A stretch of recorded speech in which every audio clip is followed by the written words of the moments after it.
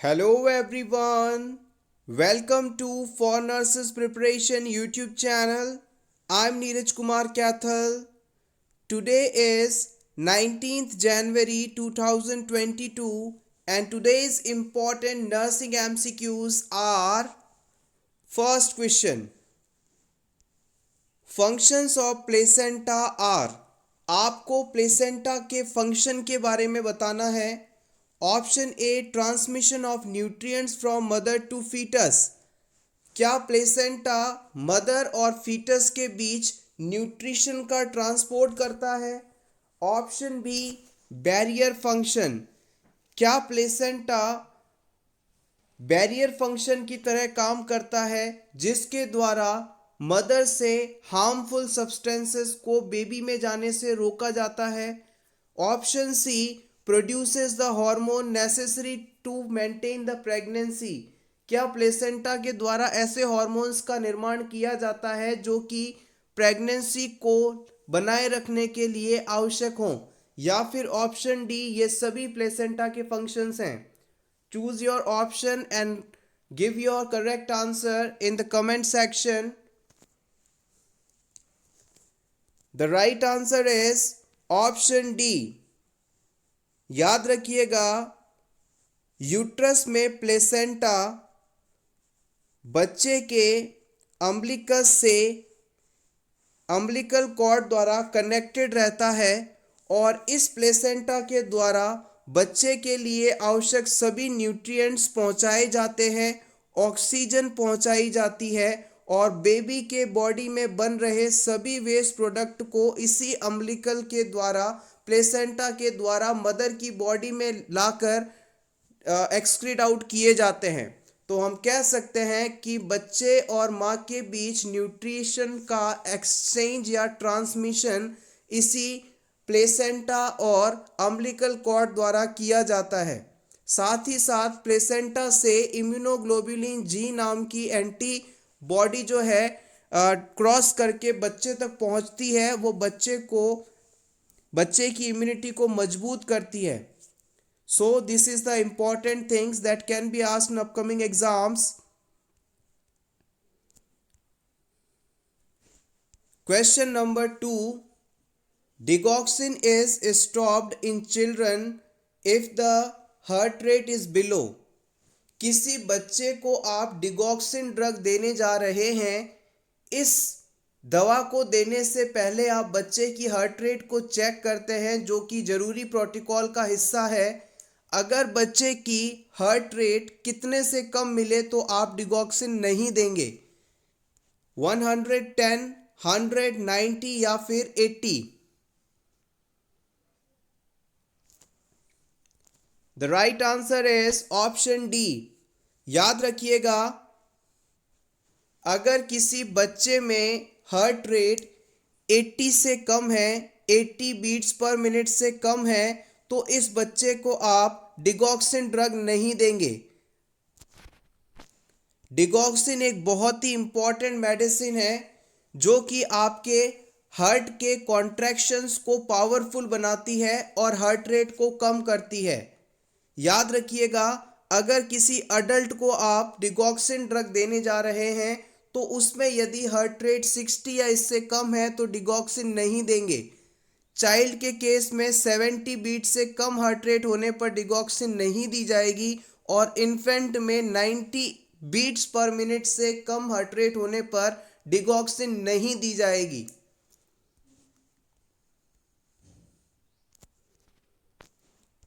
Question number 3. First case of कोविड-19 seen outside the China. कोविड-19 का पहला केस किस देश में पाया गया चाइना के अलावा? Italy, America, Spain, Thailand. The right answer is option D, Thailand.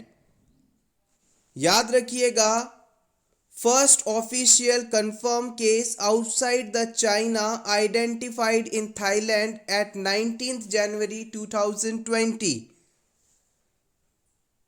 China से बाहर पहला केस 13 जनवरी 2020 को थाईलैंड में पाया गया था?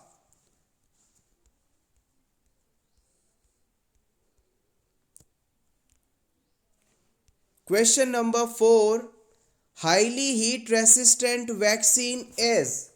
आपको हीट रेसिस्टेंट वैक्सीन को सेलेक्ट करना है। हीट रेसिस्टेंट वैक्सीन का मतलब है ऐसा वैक्सीन जो कुछ हद तक टेम्परेचर को बर्दाश्त कर सके, हीट एक्सपोजर को सह सके, खराब ना हो। Option A MMR, BCG, OPV या फिर TT।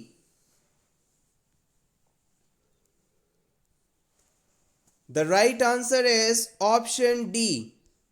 टिटनेस टॉक्सॉइड जो है हीट रेसिस्टेंट वैक्सीन है। और यदि आपसे पूछ लिया जाता हीट सेंसिटिव वैक्सीन कौन सा है, तो आप बताएंगे OPV, ओरल पोलियो वैक्सीन। यानी इस वैक्सीन को यदि थोड़ा भी टेम्परेचर एक्सपोजर मिले तो ये खराब हो सकते हैं। Question number 5, first sign of neonatal tetanus is. किसी नियोनेट में टिटनेस का फर्स्ट साइन आपको बताना है। Lockjaw, unable to suck, raised eyebrow, draw lips.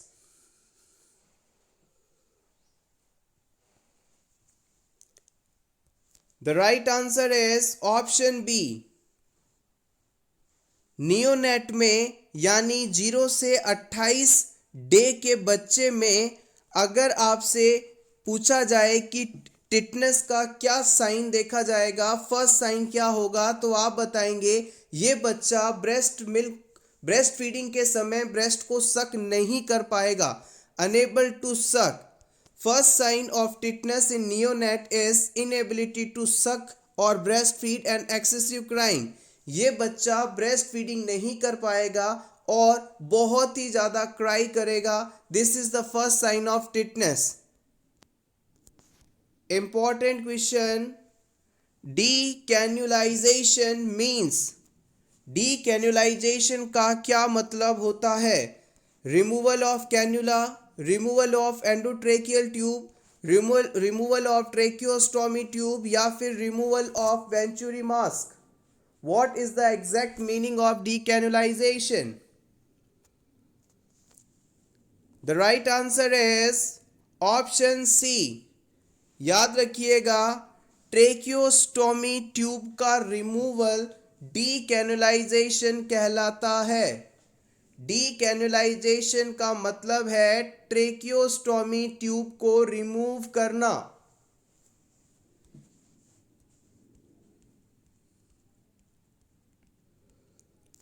Question number 7, 1 ounce is equals to. 1 ounce किसके बराबर होता है? 50 ग्राम्स, 30 ग्राम्स, 15 ग्राम्स या 45 grams.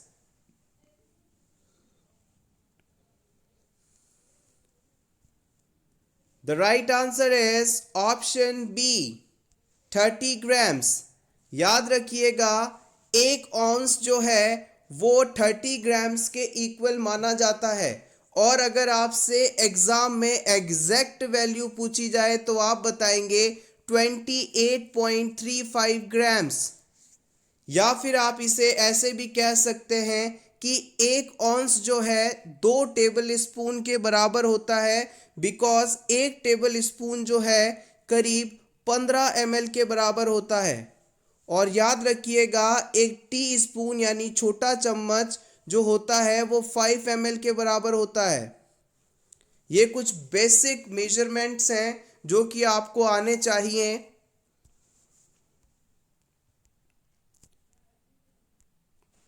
Question number 8, intramuscular injection is given at angle of. आपको बताना है IM इंजेक्शन किस angle पर इंसर्ट किया जाता है? 15 डिग्री, 30 डिग्री, 45 डिग्री या फिर 90 degree. The right answer is option D, 90 degree angle पे। याद रखिएगा, इंट्रामस्कुलर इंजेक्शन 90 डिग्री एंगल से एडमिनिस्टर किया जाता है, यानी बिल्कुल स्ट्रेट। इंट्रामस्कुलर इंजेक्शन जो है डीप मसल्स के अंदर दिया जाता है। इस क्वेश्चन को रिसेंटली नॉर्सेट एग्जाम में पूछा गया है। सो अगर आप किसी भी लेवल के एग्जाम की तैयारी कर रहे हो, वहां पर इस तरह के बेसिक क्वेश्चंस को पूछा जा सकता है।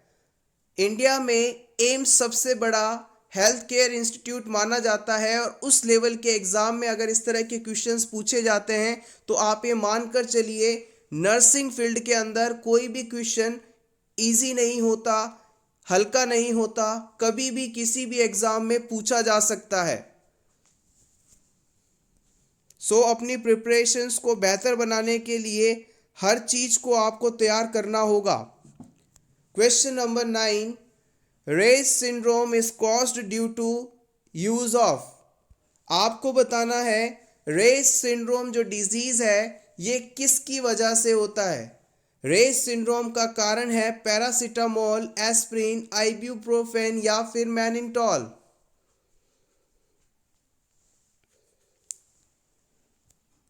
The right answer is option B.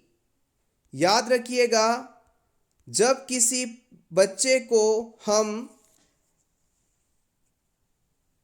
Viral illness होने पर एज अ ट्रीटमेंट एस्प्रिन देते हैं तो उसके बाद रेज सिंड्रोम होने की संभावना बढ़ जाती है। Use of aspirin known to increase the risk of Ray's syndrome used during the viral illness। Aspirin को आप सैलिसाइलेट के नाम से भी जानते हैं। Question number 10, prevent foreign body aspiration in stoma covers the stoma by। किसी पेशेंट पे मान लीजिए बॉडी में किसी जगह पर ओपनिंग बनी हुई है, या यूं कह सकते हैं हम कि कोलोस्टोमी की गई है। इस कोलोस्टोमी में कोई फॉरेन बॉडी एस्पायरेट ना हो जाए, इसके अंदर ना चले जाए, इसे प्रिवेंट करने के लिए आप इस स्टोमा को किसके द्वारा कवर करेंगे। Option A 2x2 gauze piece से, option B filter wet gauze piece से, option 3 filter dry gauze piece से, या फिर वैसलीन गॉज पीस से। स्टोमा को कवर करना है ताकि इसके अंदर कोई बाहरी तत्व ना चला जाए, तो इसे किससे कवर करना प्रिफर करेंगे आप। The right answer is option B. हम इस स्टोमा को ओपनिंग को हमेशा वेट गॉज पीस से प्रिवेंट करेंगे। वेट गॉज पीस को इस्तेमाल करने का रीज़न है कि ये म्यूकोजल मेम्ब्रेन को ड्राई होने से रोकेगा। Option B correct here. Question number 11, contraindication of electroconvulsive therapy. आपको बताना है कि इन चारों कंडीशंस में से किस कंडीशन के होने पर पेशेंट को हम ईसीटी नहीं दे सकते। Option A MI, option B severe hypertension, option C raised intracranial pressure, या फिर option D all of the above.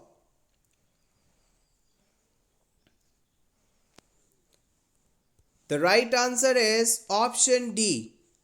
अगर पेशेंट को मायोकार्डियल इंफ्रैक्शन यानी हार्ट अटैक है, पेशेंट में ब्लड प्रेशर काफ़ी बढ़ा हुआ है, या फिर पेशेंट का इंट्राक्रेनियल प्रेशर बढ़ा हुआ है, तो इस कंडीशन में हम पेशेंट को इलेक्ट्रोकन्वल्सिव थेरेपी नहीं देते हैं। इलेक्ट्रोकन्वल्सिव थेरेपी का इस्तेमाल मुख्य रूप से सीवियरली डिप्रेस्ड पेशेंट के ट्रीटमेंट में किया जाता है।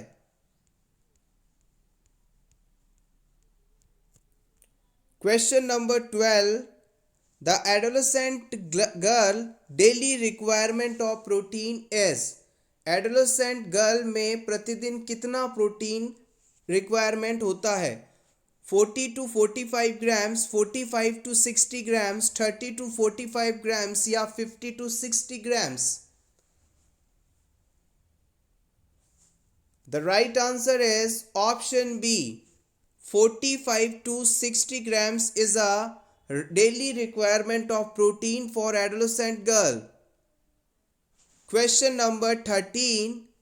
Gambusia fish is used as the mosquito control measure in which disease? Gambusia fish का इस्तेमाल करके हम किस डिजीज के मॉस्किटो ट्रांसमिशन को रोकते हैं?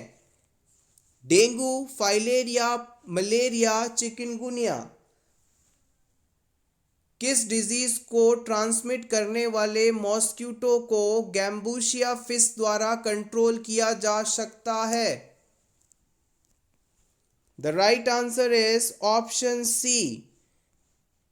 मलेरिया डिजीज का ट्रांसमिशन फीमेल एनाफ्लिस मॉस्किटो द्वारा होता है और इस मॉस्किटो की ब्रीडिंग साइट यानी डर्टी वाटर प्लेसेस पर इस फिश को छोड़ दिया जाता है। ये फिश इनके लार्वा को ईट करके डिस्ट्रॉय कर देती है और फिर इन मॉस्किटो की ब्रीडिंग नहीं हो पाती। तो हम कह सकते हैं गैम्बूशिया फिश का इस्तेमाल मलेरिया के ट्रांसमिशन को रोकने के लिए किया जाता है। Question number 14. Which position is used for intubation? Intubate करने के लिए कौन सी पोजीशन इस्तेमाल की जाती है? इंट्यूबेट करने का मतलब है पेशेंट को एंडोट्रेकियल ट्यूब लगाना। Option A rose position, option B supine position, option C Sims lateral, option D sniffing position.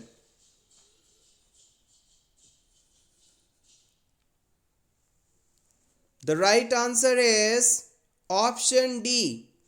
याद रखिएगा, स्निफिंग पोजीशन का इस्तेमाल करते हुए हम पेशेंट को इंट्यूबेट कर सकते हैं। आइए इसके बारे में जान लें। इंपॉर्टेंट पोजीशन है, इंपॉर्टेंट क्वेश्चन है। The sniffing position, a combination of flexion of neck and extension of head, is considered to be suitable for the performance of endotracheal intubation.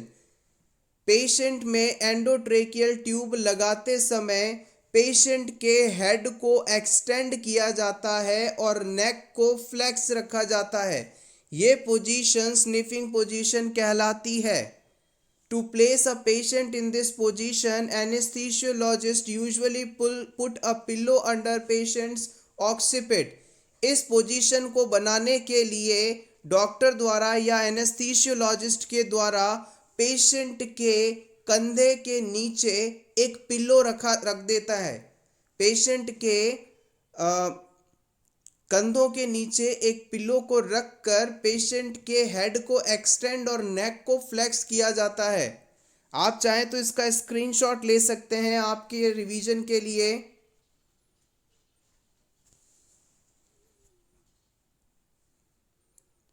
Question number 15.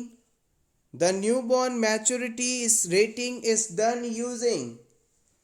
किसी न्यूबॉर्न बेबी में maturity कितनी है इसे assess करने के लिए कौन सा स्कोर यूज किया जाता है? Apgar score, Ballard score, calendar score या फिर ओलेंडर स्कोर?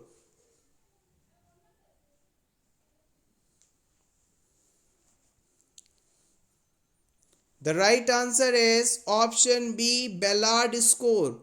याद रखिएगा, बेलार्ड स्कोर का इस्तेमाल करके हम पेशेंट की, बच्चे की मैच्योरिटी को असेस करते हैं। Question number 16. The transportation system of our body is. हमारी बॉडी में ट्रांसपोर्टेशन सिस्टम के नाम से किसे जाना जाता है? एंडोक्राइन, इंटेग्यूमेट्री, कार्डियोवैस्कुलर या urinary?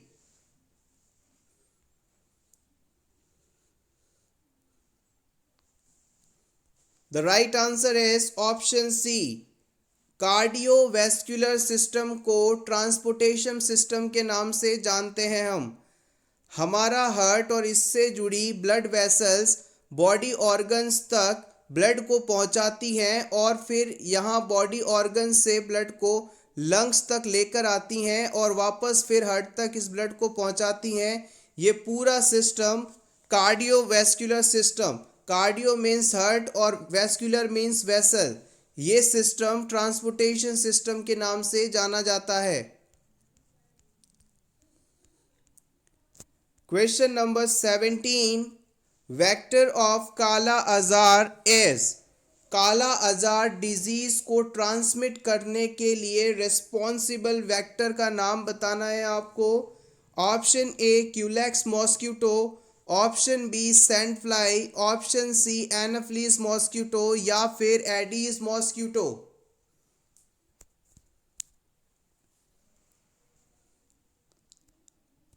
The right answer is option B. याद रखिएगा, काला अज़ार डिजीज ट्रांसमिट होता है बाय द सैंड फ्लाई। आइए इस डिजीज से जुड़े कुछ और इम्पॉर्टेंट पॉइंट्स को रिवाइज कर लें। काला अज़ार और leishmaniasis is a parasitic disease caused by Leishmania parasite. याद रखिएगा, काला अज़ार डिजीज को हम लेशमैनियासिस डिजीज के नाम से जानते हैं और ये एक पैरासाइटिक डिजीज है जो कि लेशमैनिया पैरासाइट के द्वारा होता है। This parasite typically lives into the infected sand flies. ये जो इन्फेक्टेड सैंड फ्लाई है उनमें पाया जाता है। लेशमैनिया पैरासाइट इन्फेक्टेड सैंड फ्लाइज में पाया जाता है। You can contract leishmaniasis from a bite of infected sand fly। किसी भी पेशेंट को यदि ये इन्फेक्टेड सैंड फ्लाई अगर काट ले तो उसमें लेशमैनियासिस डिजीज का इन्फेक्शन हो सकता है। The sand fly that carries parasite typically reside in tropical and subtropical environments। इस प्रकार के पैरासाइट को रखने वाली कैरी करने वाली जो सैंड फ्लाई है ये आपके ट्रॉपिकल और सब ट्रॉपिकल एनवायरनमेंट्स में पाई जाती है specially. Question number 18, most important step of hand washing. किसी भी हॉस्पिटल में इन्फेक्शन को कंट्रोल करने के लिए, ट्रांसमिशन को रोकने के लिए हैंड वॉशिंग एक बहुत ही ज़रूरी प्रोसेस है। इस प्रोसेस का सबसे इम्पॉर्टेंट स्टेप क्या होता है इसे आपको बताना है। सैनिटाइज़र, टाइम, फ्रिक्शन या फिर antiseptic solution.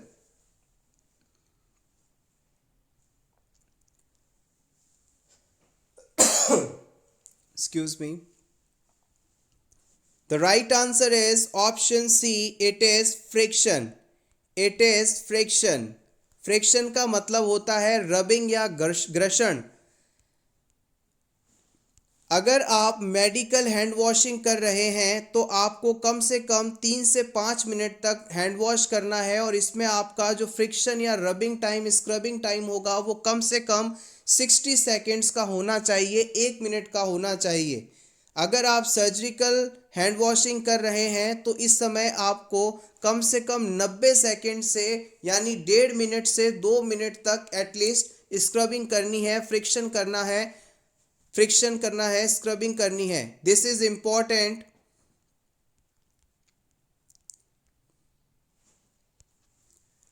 Question number 19, Korsakoff साइकोसिस is due to deficiency of. किस विटामिन की कमी के कारण कोर्साकॉफ साइकोसिस हो सकती है? Vitamin A, vitamin B1, vitamin B3, vitamin B2।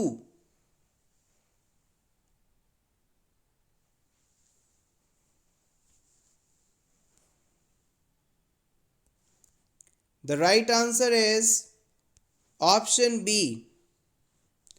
याद रखिएगा, अगर किसी पेशेंट में विटामिन B1 यानी थायमीन की कमी है तो उसे कोर्साकॉफ साइकोसिस हो सकती है।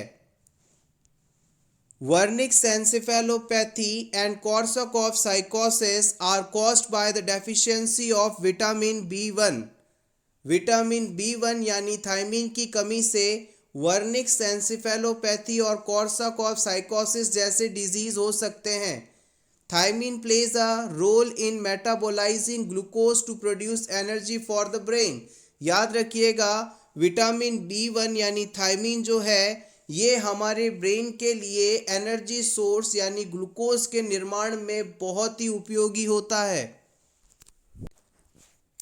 Question number 21.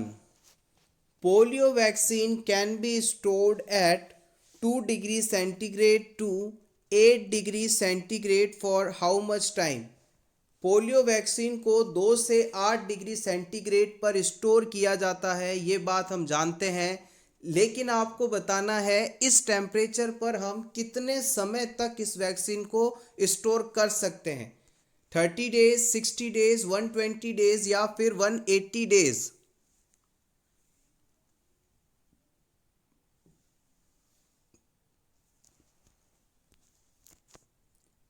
The right answer is option D. याद रखिएगा, पोलियो वैक्सीन को हम 2 से 8 डिग्री सेंटीग्रेड टेम्परेचर पर 6 महीने तक स्टोर कर सकते हैं। 6 मंथ्स तक स्टोर कर सकते हैं। 6 मंथ्स कह दीजिए या फिर 180 डेज कह दीजिए।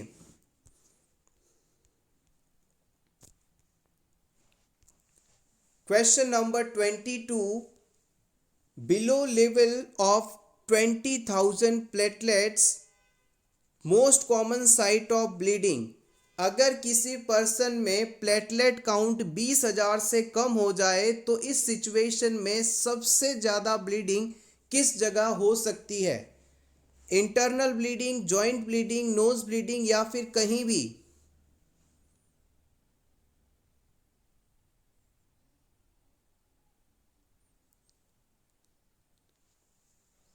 The right answer is option C.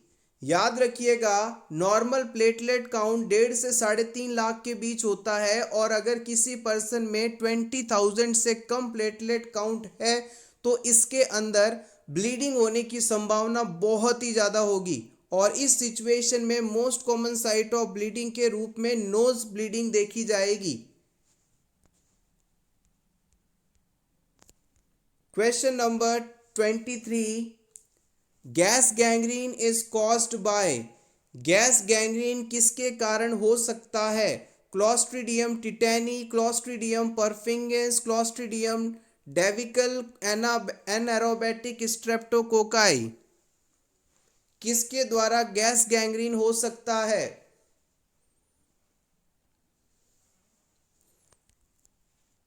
The right answer is option B, Clostridium परफिंगेंस।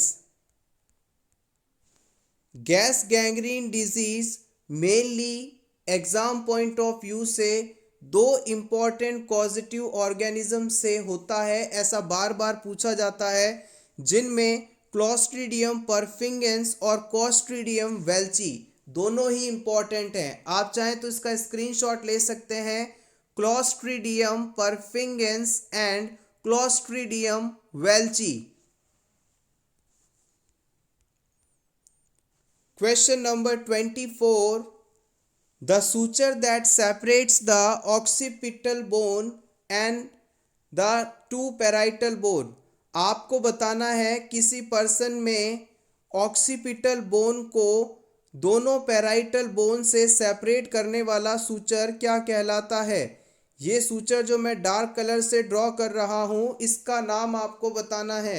Option A frontal, B coronal, C sagittal, D lambdoid. This is the occipital bone and this is the parietal bone. इन parietal bones को ये suture occipital bone से अलग करता है। The right answer is option D, it is lambdoid suture. याद रखिएगा, ये सूचर लैम्डा शेप का होता है, इसलिए इसे लैम्डॉइड सूचर के नाम से जाना जाता है। आइए क्विकली रिवाइज कर लेते हैं हमारे स्कल में पाए जाने वाले सभी सूचर्स की। This is the skull. सबसे पहला आता है फ्रंटल सूचर। फ्रंटल सूचर जो है हमारी दोनों फ्रंटल बोन्स के बीच पाया जाता है। सेकंड आता है कोरोनल सूचर, जो कि फ्रंटल और पैराइटल के बीच पाया जाता है। These are the parietal bones and this is the frontal bone and this is the coronal suture जो मैं डार्क से बना रहा हूँ, ये आपकी फ्रंटल और पैराइटल बोन के बीच पाया जाता है। थर्ड आता है सेजाइटल सूचर। सेजाइटल सूचर ये आपकी दोनों पैराइटल बोन को सेपरेट करता है। This is the sagittal suture. फिर आता है लैम्डोइड सूचर, जिसे हमने अभी लैम्डा शेप से ड्रॉ किया था, इस क्वेश्चन में पूछा भी गया था। और फिर आता है स्क्वैमस सूचर, ये आपकी पैराइटल बोन और टेम्पोरल बोन के बीच पाया जाता है। पैराइटल और टेम्पोरल बोन के बीच में स्क्वैमस सूचर पाया जाता है। आप चाहें तो इसका स्क्रीनशॉट ले सकते हैं। Question number 25, last case of polio was reported in. Polio का आखिरी केस कब रिपोर्ट किया गया था? 2011 में, 12 में, 13 में, 14 में। ये आपको इंडिया के एस्पेक्ट में बताना है। Last case of polio was reported in India at which year? The right answer is option ए, वर्ष 2011 में पोलियो का आखिरी केस रिपोर्ट हुआ था। अगर आपसे और स्पेसिफिक यदि पूछा जाए तो आप बताएंगे last case of polio in the country was reported from Howrah district in West Bengal on 13 जनवरी 2011। 13 जनवरी 2011 को पश्चिम बंगाल के हावड़ा डिस्ट्रिक्ट में आखिरी पोलियो का केस रिपोर्ट हुआ था। Next question, question number 26, Smith test is used to detect. Smith test किसके डिटेक्शन में इस्तेमाल किया जाता है? Bile salt, bile pigment, sugar या फिर कीटोन बॉडी? स्मिथ टेस्ट किसके लिए इस्तेमाल किया जाता है? The right answer is option B. याद रखिएगा, अगर आपको बाइल पिगमेंट की प्रेजेंस को डिटेक्ट करना है तो इसके लिए स्मिथ टेस्ट करवाएंगे आप। Question number 27, from where corona virus get its name. Corona virus को कोरोना वायरस नाम किस जगह पर दिया गया, किसके बिहाफ पर दिया गया? Option A, due to their crown like projections, इसमें मौजूद क्राउन लाइक प्रोजेक्शन के कारण इसे कोरोना वायरस कहा गया। Due to leaf like projection, leaf like projection के कारण कहा गया। या फिर due to surface structure of bricks, bricks की तरह इनकी सरफेस स्ट्रक्चर है इसलिए कहा गया। या इनमें से कोई भी नहीं, किस वजह से कोरोना वायरस नाम दिया गया है? The right answer is option A, due to crown like projection. याद रखिएगा, कोरोना जो शब्द का मतलब होता है उसके बिहाफ पर ही हमने इसका नाम दिया है। Due to their crown like projections on the surface corona virus got their name. ये जो वायरस है इसकी सतह पर क्राउन की तरह प्रोजेक्शन निकले रहते हैं। जैसे आपने देखा होगा किसी राजा को ताज पहनाया जाता है या मिस यूनिवर्स, मिस इंडिया का ताज पहनाया जाता है तो उस पर इस प्रकार से स्पाइक्स निकले होते हैं। तो इसी बिहाफ पर कोरोना वायरस की भी कुछ स्ट्रक्चर होती है, इसलिए इसे हम कोरोना वायरस नाम देते हैं। कोरोना शब्द का मतलब होता है ताज की तरह, crown like structure.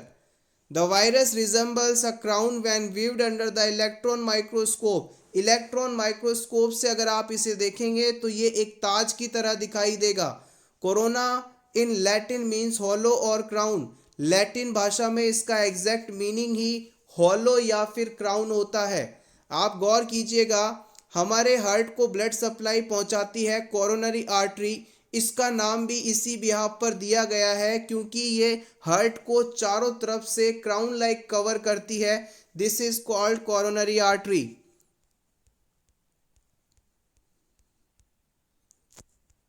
Question number 28, administration of medication in eye is known as.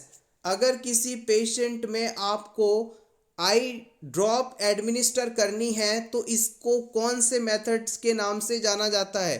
Insufflation, insertion, इनंक्शन या फिर इंस्टिलेशन? आंख में दवा डालना क्या कहलाता है exactly? The right answer is option D, आप याद रखेंगे this process is called instillation. आइए इसके बारे में और जान लें। ऑप्शन में सबसे पहले दिया गया था इंस्टिलेशन। इंस्टिलेशन शब्द का मतलब है medication given by a dropper in a cavity such as eye medication. अगर किसी भी पेशेंट में आप बॉडी कैविटी की अंदर किसी मेडिसिन को ड्रॉपर की मदद से डाल रहे हैं, ड्रॉप बाय ड्रॉप डाल रहे हैं, तो ये मेथड इंस्टिलेशन कहलाता है। इस मेथड के थ्रू आप ईयर ड्रॉप या आई ड्रॉप डालते हैं। सेकंड आता है inunction. Medication given by friction such as diclofenac और एनिलोशन। अगर किसी पेशेंट में आप स्किन के ऊपर मेडिसिन को रब करके लगा रहे हैं, रगड़ कर लगा रहे हैं, मालिश कर रहे हैं, फ्रिक्शन कर रहे हैं, तो ये तरीका इनंक्शन कहलाता है। इसके एग्जाम्पल की यदि बात करें तो किसी पेशेंट को कोई चोट लग गई है पैर में और आप उस पर डाइक्लोफिनेक ट्यूब से मालिश कर रहे हैं ताकि उसे आराम आ जाए, तो ये मालिश करने का मेथड ही इनंक्शन के नाम से जाना जाता है। नेक्स्ट हम बात करते हैं इंसर्शन की। Solid drugs administer into body cavities like suppositories, rectal और वेजाइना। बॉडी कैविटी में सॉलिड ड्रग को रखना, प्लेस करना, इंसर्ट करना इंसर्शन मेथड कहलाता है। जैसे कि रेक्टल और वेजाइनल कैविटी में मेडिसिन को इंसर्ट करना। नेक्स्ट इंपॉर्टेंट आता है insufflation. Application of vapour, air, powder form of drugs over wound और body cavity like CO2 inflation. अगर किसी पेशेंट के शरीर में हम मेडिसिन को वेपर फॉर्म में, एयर फॉर्म में या पाउडर फॉर्म में अप्लाई करते हैं तो ये प्रोसेस इंसफलेशन कहलाता है। जैसे सर्जरी के दौरान एब्डोमिनल कैविटी को इन्फ्लेट करने के लिए CO2 गैस को भरते हैं, या फिर हम पेशेंट की बॉडी में किसी पाउडर फॉर्म में मौजूद ड्रग को पुश करते हैं, तो ये सभी मेथड्स जो हैं इंसफलेशन कहलाते हैं।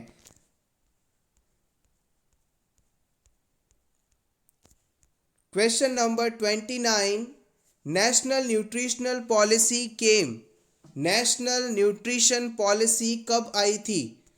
1993 में, 1995 में, 1997 में या फिर 2001 में?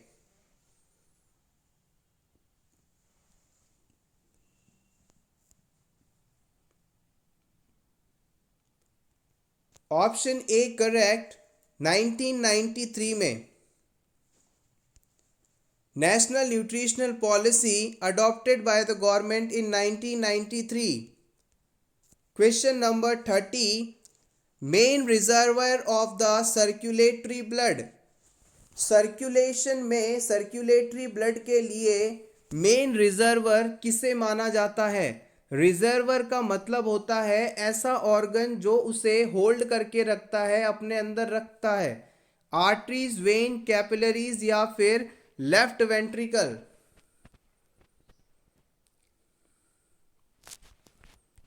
The right answer is option B.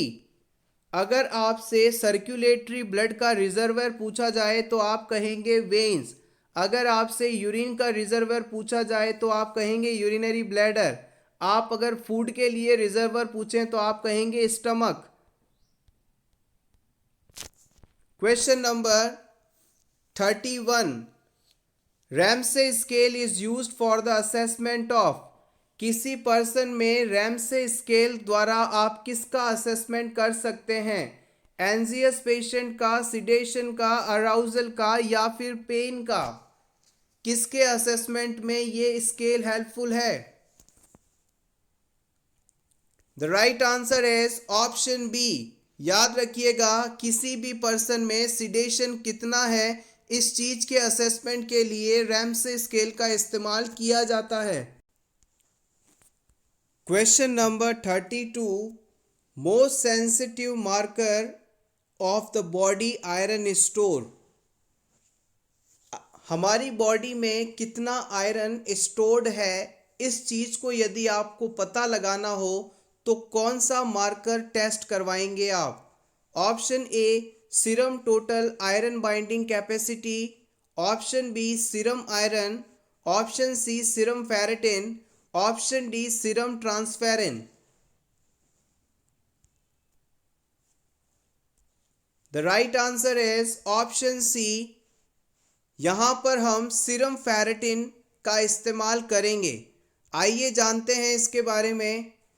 Serum ferritin and sustainable iron is tissue store are the most sensitive laboratory indicators of mild iron deficiency and are particularly useful in differentiating iron deficiency from anemia of chronic disorders. देखिएगा, अगर आपको किसी patient में ये confirm करना हो कि उसे आयरन डेफिशिएंसी एनीमिया है या फिर किसी क्रॉनिक डिजीज़ की वजह से एनीमिया है, तो इस चीज़ के कंफर्मेशन के लिए आप उसकी बॉडी में मौजूद टोटल अमाउंट ऑफ आयरन को असेस करेंगे और इस असेसमेंट के लिए आप सीरम फेरेटिन टेस्ट करवाते हैं। अगर पेशेंट में सीरम फेरेटिन का लेवल नॉर्मल है तो इसका मतलब है कि पेशेंट को जो एनीमिया है वो किसी और क्रॉनिक डिजीज़ की वजह से है, उसमें कॉज डिफरेंट हो सकता है। लेकिन अगर सीरम फेरेटिन की मात्रा कम है तो इसका मतलब है आयरन डेफिशिएंसी की वजह से पेशेंट को एनीमिया हुआ है। आप चाहें तो इसका स्क्रीनशॉट ले सकते हैं। Important question number 33, serum sodium level.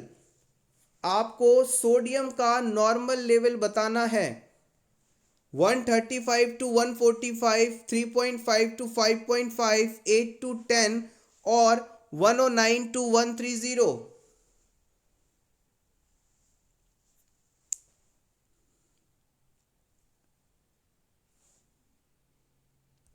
The right answer is option A.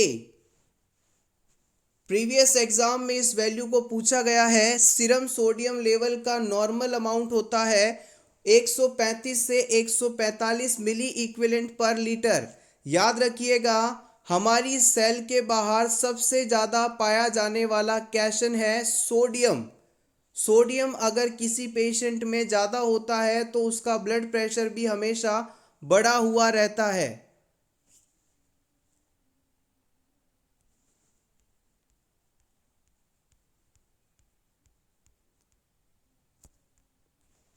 Question number 34, blood pressure is measured by. Blood pressure को मेजर करने के लिए आप किस इक्विपमेंट का इस्तेमाल करेंगे?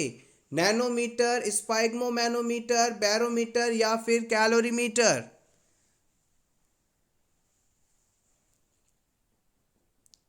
The right answer is option B. Sphygmomanometer is used for the measurement of blood pressure. BP instrument यानी स्पाइग्मोमैनोमीटर।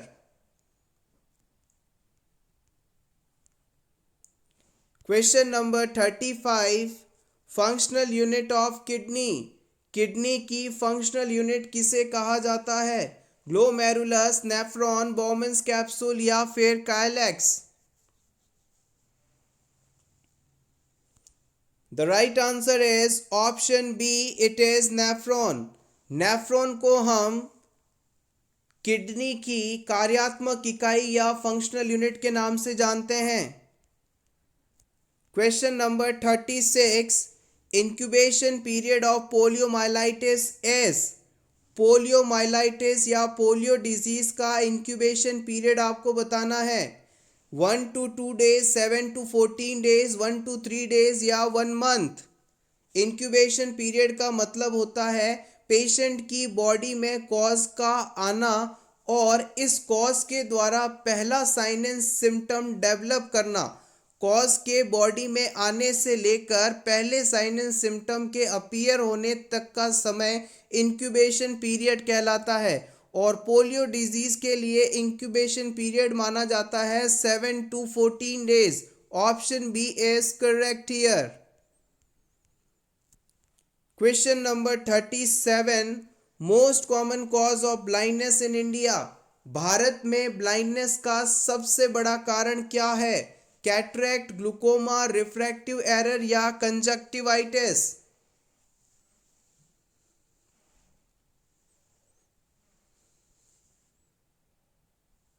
The right answer is option A, cataract. Cataract is a blurred vision or opacity of lens. It is the most common cause of blindness in India.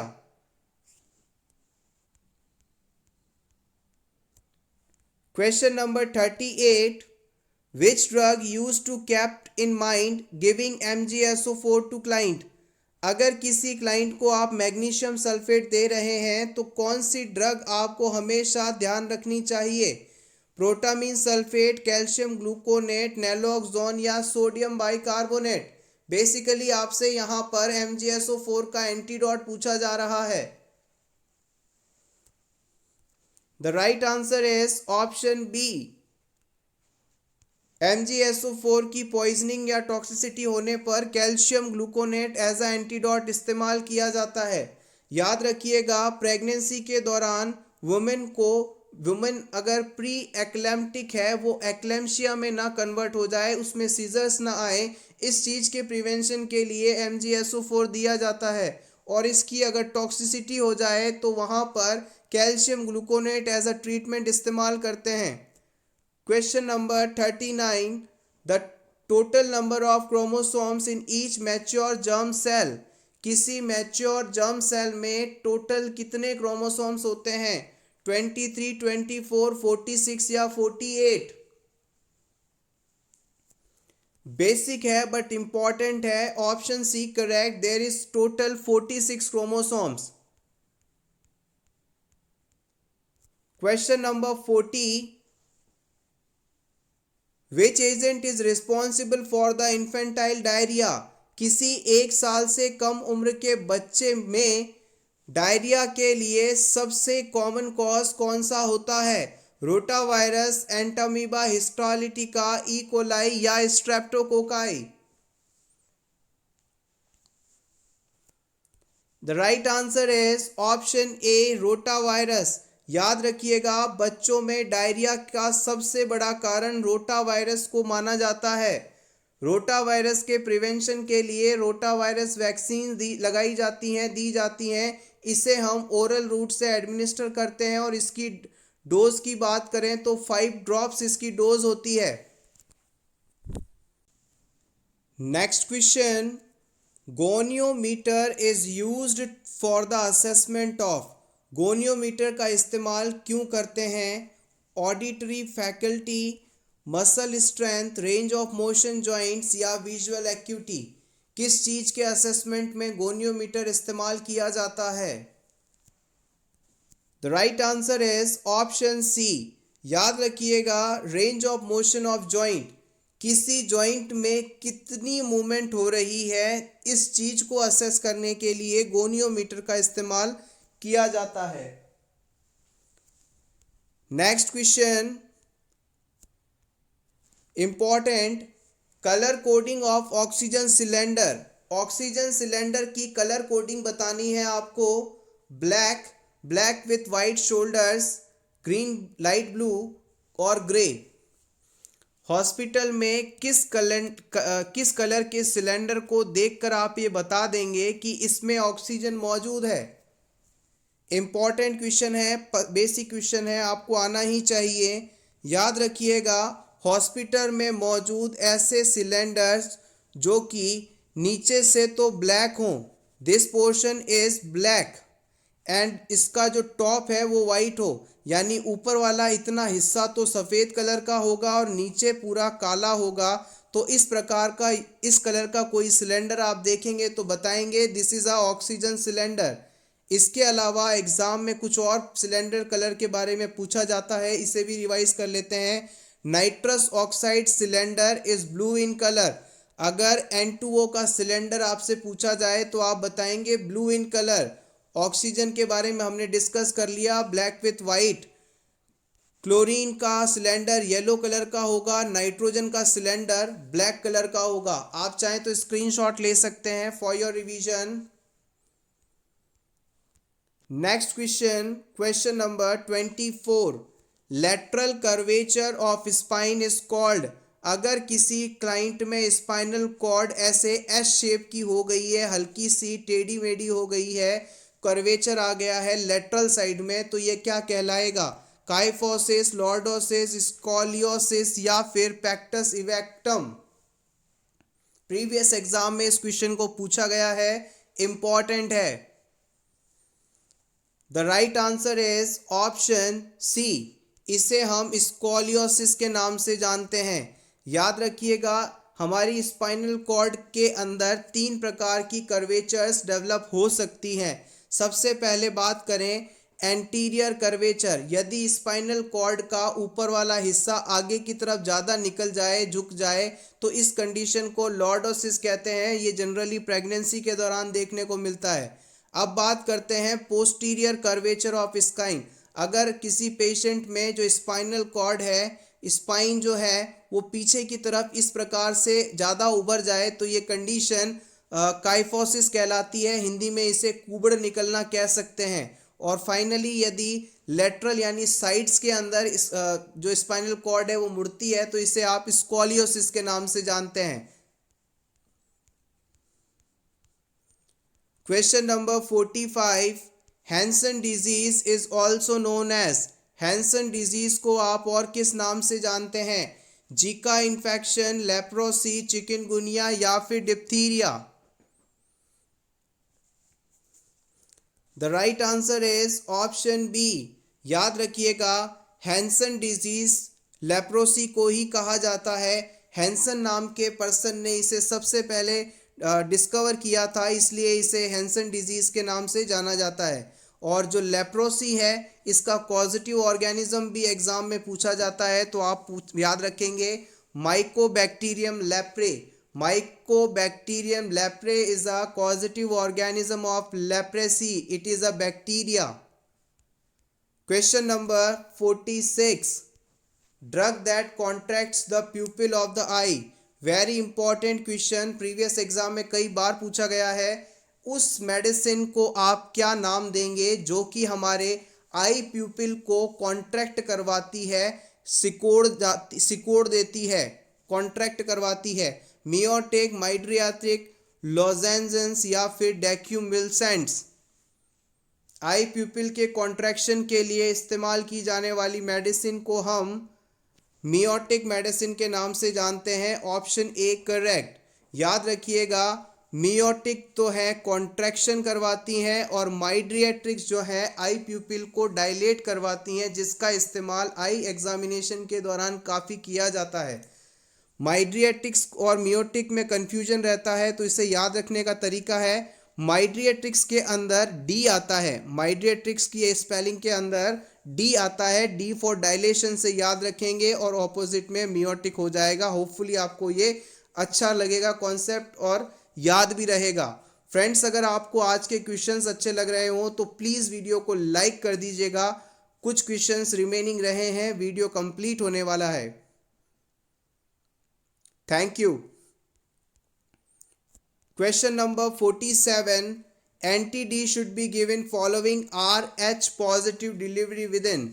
अगर किसी RH negative mother में RH positive baby की birth होती है, तो इस situation में RH का जो एंटी-D इंजेक्शन होता है वो कब लगाया जाता है, कितने समय में लगा देना चाहिए? 6 आवर में, 24 घंटे में, 72 आवर्स में या 7 दिनों में? The right answer is option C. याद रखिएगा, anti D injection should be given within 72 hours of delivery. Option C is correct. Question number 48. Medication used for nausea and vomiting known as. Nausea और vomiting के लिए दी जाने वाली medicine क्या कहलाती है? एनाल्जेसिक्स, एंटीपायरेटिक, एंटीएमेटिक या antibiotics? Basic but important. Option C correct. अगर किसी क्लाइंट को नोजिया वॉमिटिंग हो रही है, तो इसके प्रिवेंशन में जो मेडिसिन आप देते हैं उसे हम एंटी एमेटिक मेडिसिन के नाम से जानते हैं। एमेटिक्स का मतलब होता है वॉमिटिंग। एनाल्जेसिक्स मेडिसिन का मतलब होता है ऐसी मेडिसिन जो पेन को रोकती हैं, पेन किलर्स कह सकते हैं आप। एंटीपायरेटिक मेडिसिन ऐसी मेडिसिन होती हैं जो पायरेक्सिया यानी फीवर को रोकती हैं। और एंटीबायोटिक मेडिसिन इन्फेक्शन के ट्रीटमेंट में इस्तेमाल की जाती हैं। Question number 49, the equipment used in the examination of year. Year examination में कौन सा इक्विपमेंट इस्तेमाल किया जाता है? लैरिंगोस्कोप, ऑप्थेल्मोस्कोप, ओटोस्कोप या फिर proctoscope?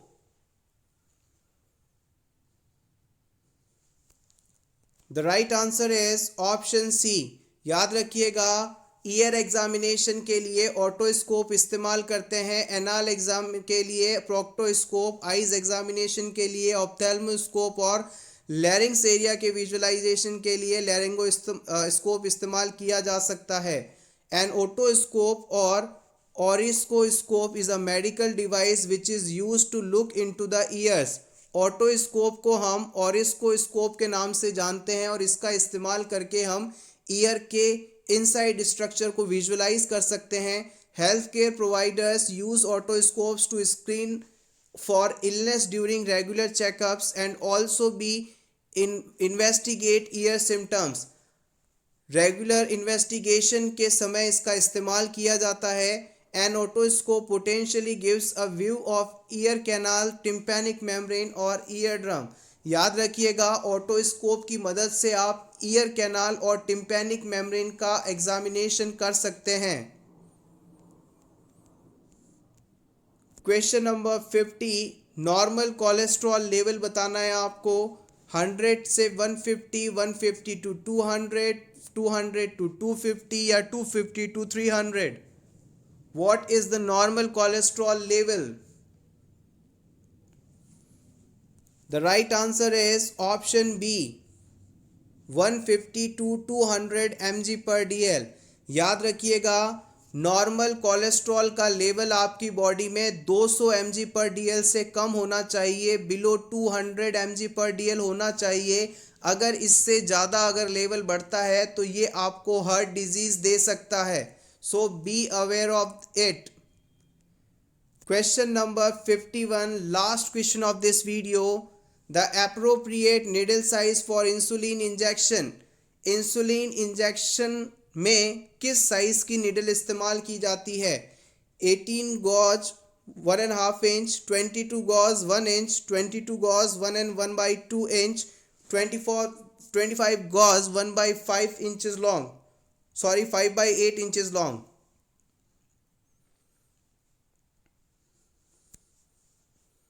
The right answer is option D. Insulin injection लगाने के लिए हम 25 गॉज निडल साइज का इस्तेमाल करेंगे जो कि 5/8 इंच लॉन्ग हो। होपफुली आपको ये इंफॉर्मेशन अच्छी लगी होगी। इसी के एडिशनल में आप एक चीज़ और देखिएगा, जो इंसुलिन सिरिंज आती है जिससे आप पेशेंट में इंसुलिन इंजेक्ट करते हैं, वो 2 प्रकार की हो सकती है। एक होती है 40 इंटरनेशनल यूनिट की सिरिंज और एक होती है 100 इंटरनेशनल यूनिट साइज़ की सिरिंज। इन दोनों के अंदर जो ये 40 IU साइज़ की सिरिंज होती है, इसका जो कैप होता है वो रेड कलर का होता है। इस प्रकार से आप इसे डिफ्रेंशिएट कर सकते हैं। Thank you so much everyone for watching this complete video. अगर आपको आज की क्लास अच्छी लगी हो तो प्लीज़ वीडियो को लाइक कर दीजिएगा और इसी तरह के और वीडियोस देखने के लिए for nurses preparation YouTube channel को ज़रूर सब्सक्राइब करें और for nurses preparation YouTube channel के टेलीग्राम चैनल को ज़रूर ज्वाइन करें। वहाँ पर आपकी प्रैक्टिस के लिए काफ़ी MCQs अवेलेबल हैं। Best of luck.